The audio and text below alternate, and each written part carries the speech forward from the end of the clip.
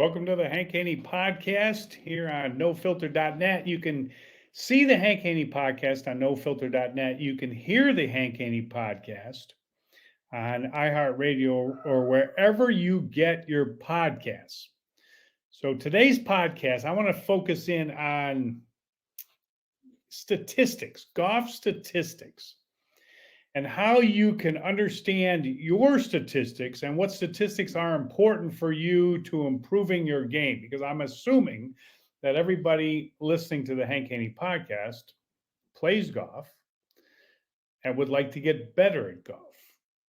And I'm going to give you some ideas of what you can do to do that. Today's podcast is brought to you by Bet Online, which is your number one source for NBA and NHL playoffs this season. Every stat, every matchup, and even live odds while the game is going on and being played. And then when the game is over, you can head on over to the online casino, get in on a game of blackjack or poker, or unwind with one of the over 150 slot games. Head to the website today to get in on the action. That's betonline.ag. And don't forget to use the promo code BLEAV. That's BLEAV for your 50% welcome bonus on your first deposit. That's BetOnline. The game starts here. BetOnline. BetOnline.ag is where you could go to get in on the action. Check it out. All right.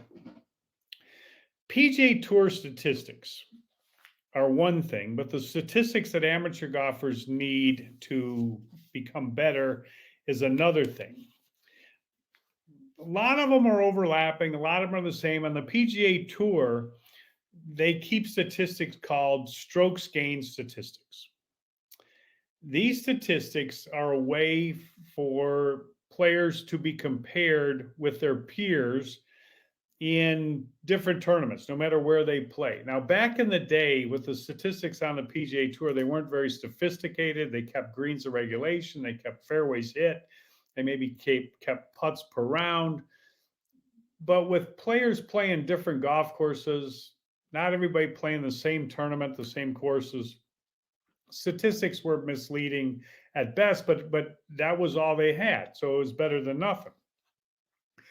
Along came the strokes gained statistics, and it was a way to compare the players who were playing at, say you started off the year at Kapalua, which was the Century Tournament of Champions.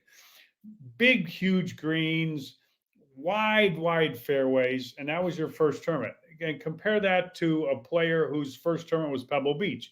Little tiny greens, narrower fairways. Of course, whoever's playing at Kapalua at the Century Tournament Champions is going to hit more fairways, more greens, as opposed to a player playing at Pebble Beach. But that doesn't necessarily mean they've struck the ball better. So they came up with the strokes gained statistics, and that was a way to compare the players who were playing different golf courses. The statistical leader on the PGA Tour is usually a good indication of who's the best player. For years and years and years, Tiger's statistics were absolutely the best in strokes gained, tee to green by a country mile, which measures every shot from tee to green. And he was great in putting too. Not the best, not number one in putting, but one of the top players in putting.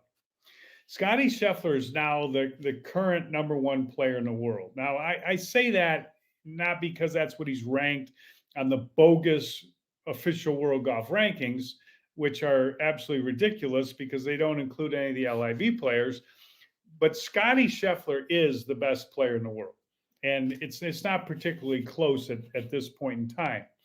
His PGA Tour statistics are absolutely ridiculously good. He's number one in strokes gained total statistics, taking every statistic there is and putting it in. He's number one. But he's number one in strokes gained tee to green, meaning he is the best ball striker on the PGA Tour. He's number one on strokes gained off the tee, meaning he is the best driver of the golf ball on the PGA Tour. That takes into consideration distance, where he's ranked 61st, and accuracy. So he's long and he's accurate. And not just is he hitting fairways, but he's not hitting big misses. I always talk about the big miss. You want to avoid the big miss. Scotty Scheffler is number one on distance from the fairway, meaning on the holes where he misses the fairway by a lesser amount than anybody on the PGA Tour. That is a key statistic there. He's number 9 in strokes gained around the green. So not only is he hitting the most greens, he's number 1 in greens of regulation as well, but he's also getting the ball up and in at a tremendous rate. 9th in strokes gained around the greens. 1st in strokes gained proximity to the hole out of the sand traps, meaning he is the best sand player, or he's leaving himself easy sand shots, and either one of those is a great thing to be good at, because you leave yourself buried in the bunker, short-sided. You're not going to be leading on strokes gained out of the trap or proximity to the hole out of the trap. It's not going to happen. So Scotty Scheffler is just dominating in every one of these statistics. His approach shots are where he's just absolutely tremendous. From 150 to 175, which is 150 to 175 for a touring pro like Scotty Scheffler, he's hitting probably wedge to 8-iron, max. And he's number 1 in that. From 100 to 125, he's hitting some kind of gap wedge to a pitching wedge. And he is number 1 in that statistic. He's number 2 from 75 to 100 yards, so not quite as good there, but only one person is just barely nudging him out by a couple inches on that statistic. And inside of 100 yards, he's number 1 there too. So it's absolutely great. And his scoring average is obviously number 1. So when he goes to look at his statistics, he's going to see nothing but greatness. And when you look at those statistics as a bettor or as a golf observer, you look and you say, Scotty Scheffler should be favored to win every single tournament he plays in. And that is currently the case. Every tournament he plays in, he is favored to win. Now, he hasn't won them all, but he's certainly won his fair share. I think 4 out of his last 6 starts or whatever. And every time he tees it up, he's going to be the odds-on favorite. The only thing that holds him back a little bit is his putting statistic. He's 75th in strokes gained putting, meaning 75th against the field, playing in any particular tournament. But that's a little misleading too, because he's number 1 in putting average, which measures the putts you take on the greens that you hit in regulation. And he's tremendous in all these statistics. So you don't usually see somebody that is 75th in putting and would be a dominant number 1 player in the world. You go back in the day, I mean, Jack Nicklaus, Tiger Woods, Greg Norman, Nick Faldo, whoever it was that was the number 1 player in the world, they were considerably better, than 75th in putting. But then again, I don't think we've seen anybody that's quite this dominant in ball striking, certainly not since Tiger Woods. And Tiger was a more dominant number 1 player than Scotty Scheffler was. He won at a higher clip. He won a higher percentage of his tournaments. He had a higher ranking on the World Golf ranking list, and it was including all the best players, which the current list is not including. So Tiger was definitely a more dominant player than Scotty Scheffler is currently, but Scotty Scheffler is running up there at number 2, I think, in terms of the dominant players that certainly I've seen in my lifetime. So he's absolutely fantastic in the statistical category, which brings me to analyzing what statistics amateur golfers should be particularly attuned to thinking about. Because here's the thing. If you want to get better at golf, you have to be able to diagnose your current situation. Where are you? What are your statistics? What and which ones do we think are the most important? Because you're not going to have the strokes gain statistics, how you compare to everybody else that you're playing against. You just have your statistics. And a lot of people will come to me with a golf lesson and they'll say, Hank, these are my statistics. I hit this many fairways. I hit this many greens. And I'll tell them, I said, I don't really care how many fairways you hit.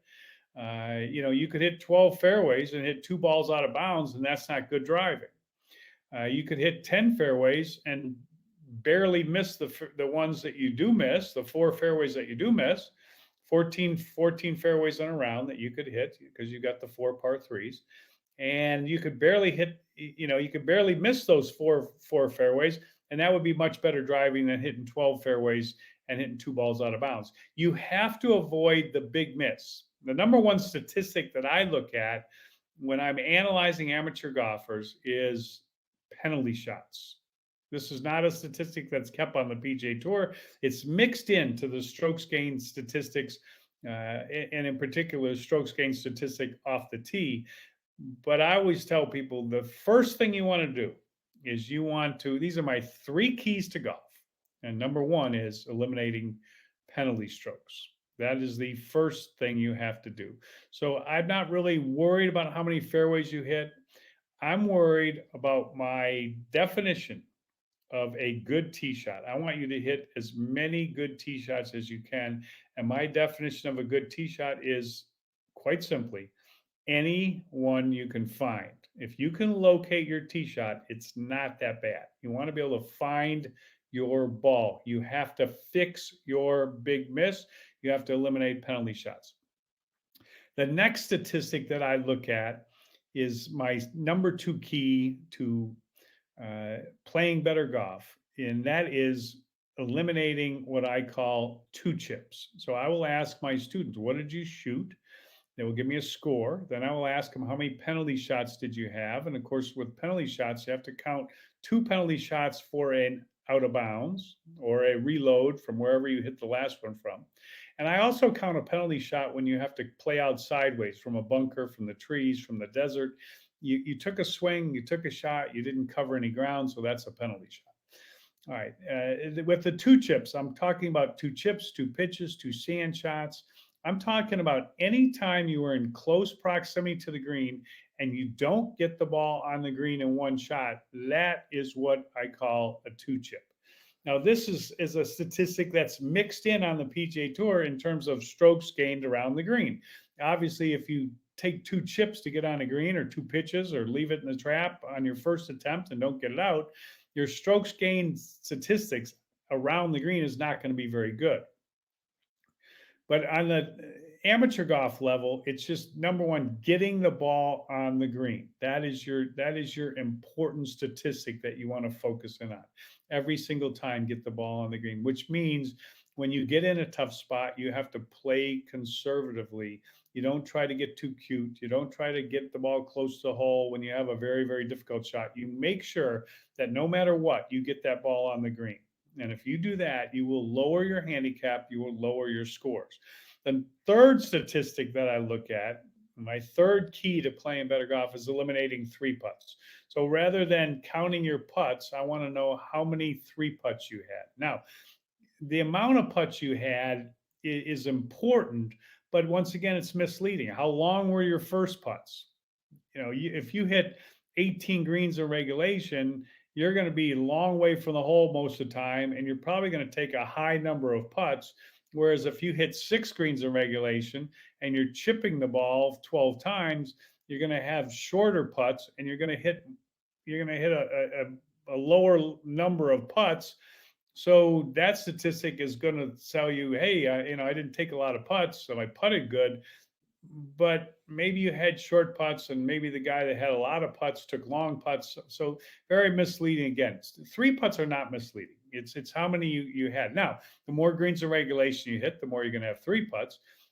But you want to eliminate the three putts. So those are the three keys: penalty shots, two chips, and three putts. If you listen to my podcast, you've heard me talk about this numerous times. Okay, now the next key, and this is all boils down to diagnosing your game and understanding what you need to do to get better. Like anything I want to get better at in life, I am always analyzing, diagnosing, figuring out what could we do to get better and where are our weak spots. Fix your weak spots, strengthen them, and if you do that, you have no choice but to get better. What is your biggest weakness?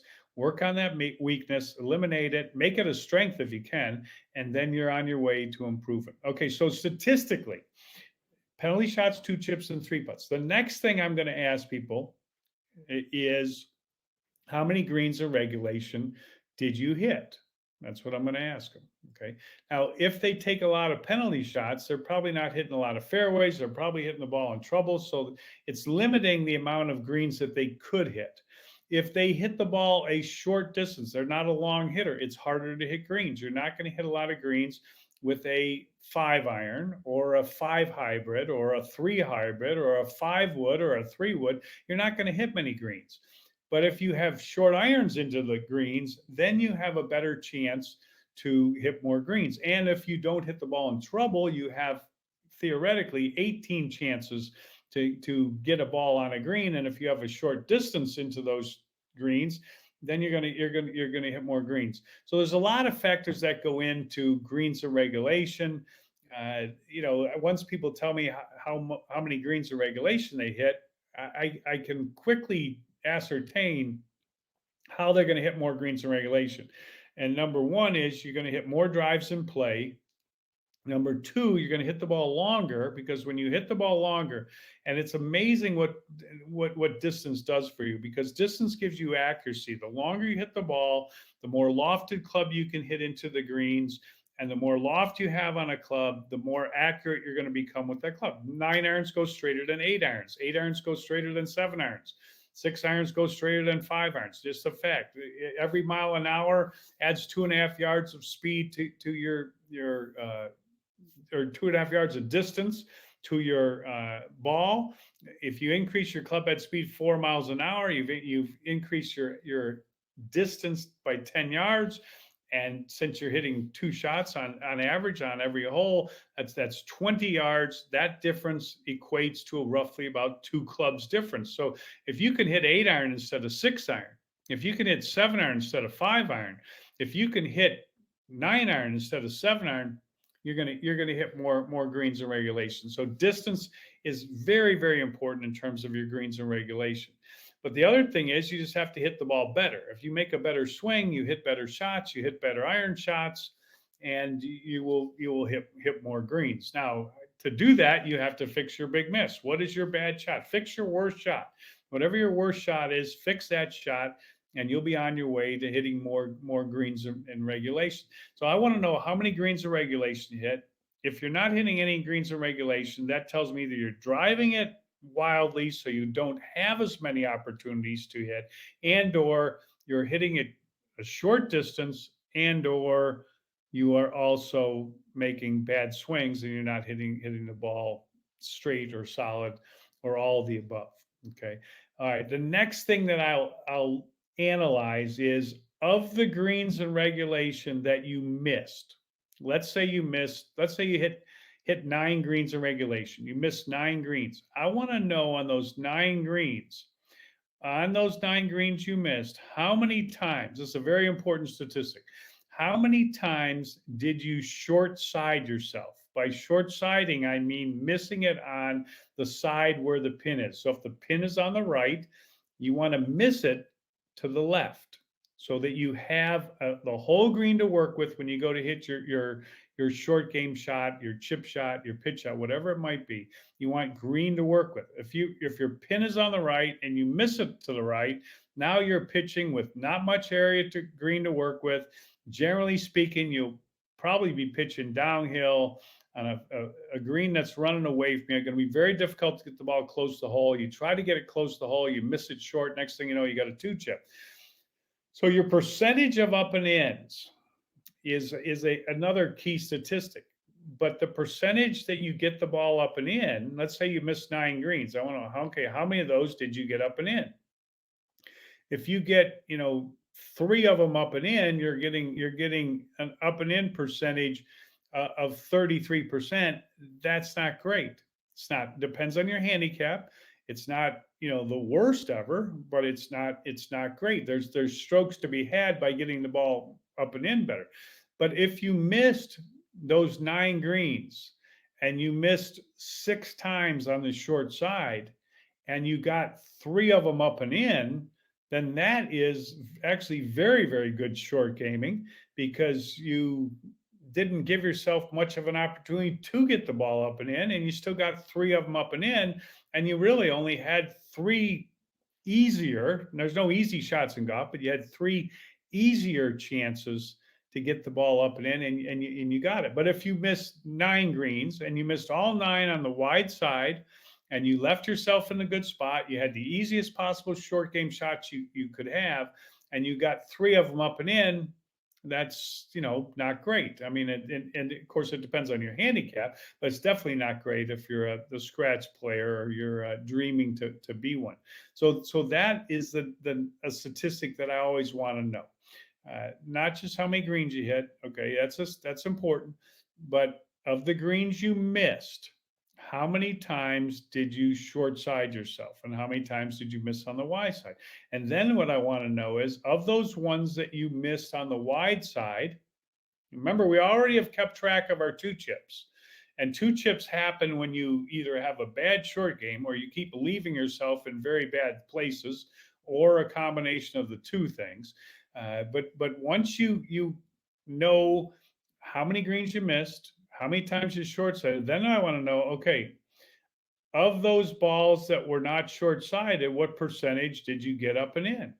And then the key is to increasing that percentage of getting the easier ones, not the less difficult ones. There are no easy shots in golf, but the less difficult ones, getting those up and in will lower your scores and lower your handicap. If you have 9 greens in regulation, you miss 9 greens, you leave it in the easiest spot you could leave it every time, and you have a chance to get those balls up and in, and you can shoot a lower score. Then the next thing that I'll look at is how many birdies did you make? That's a statistic that I want to know. Like, do you make any birdies? Okay, now that boils down to your iron play.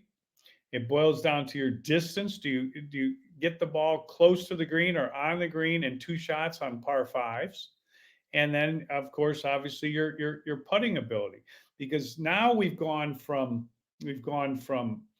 eliminating penalty strokes, eliminating 2 chips, eliminating 3 putts. Okay, that gets our score into a decent range. Okay, and then the next thing is, okay, we're going to try to hit more greens. Then we're going to try to make sure we get balls. When we miss the green, we're going to miss in the right place.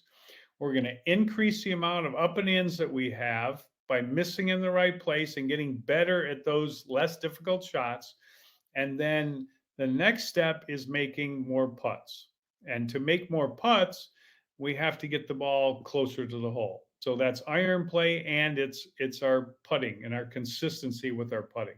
And if we can do that, then we are on our way to whittling away at our handicap. And it's just a question of just getting a little bit better, a little bit better, a little bit better, a little bit better, one stroke at a time. And if you can do that, you'll be playing much better golf when you add it all up. So next time you play, keep some statistics, and when you keep the statistics, try to analyze what I have just explained to you. And if you think about your game in that manner, it will lead you down a path that is the path to playing better golf. And this is the same exact formula that I use when I coach touring pros for 35 years. This is the exact same formula that I used for 6 years when I coached Tiger Woods. This is exactly how I analyzed the game.